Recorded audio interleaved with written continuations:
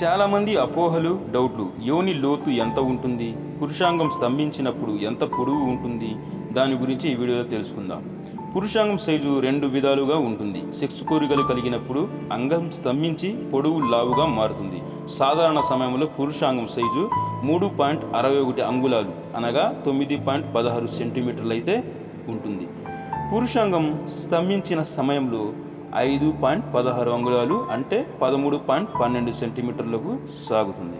కొంతమంది పురుషుల్లో అయితే చాలా అరుదుగా 12 అంగుళాలు కూడా ఉండవచ్చు. ఇదే మాదిరిగా యోని సైజులు కూడా మారుతుంటాయి. సాధారణ సమయంలో యోని సైజు 2.5 నుంచి 3 అంగుళాలు అంటే 6 నుంచి 7.5 సెంటీమీటర్లు ఉంటుంది. కామోద్రేకంలో ఉన్న సమయంలో గరిష్టంగా 3.5 అంగుళాలు పెరుగుతుంది. ఈ విషయాన్ని పురుషులు గ్రహించాలి.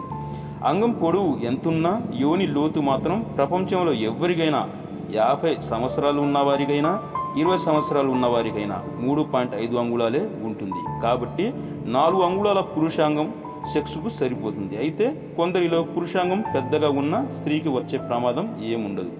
యోని లోతు ఎంతుంటే అంత వరకే పురుషాంగం లోపలికి పోతుంది. మరి పెద్ద పురుషాంగం ఉన్నప్పుడు యోని సాగుతుంది. పురుషులు అపోహలు వీడి సైజులతో సంబంధం లేకుండా శృంగార జీవితాన్ని ఎంజాయ్ చేయవచ్చని సెక్సాలజిస్టులు అయితే చెబుతున్నారు.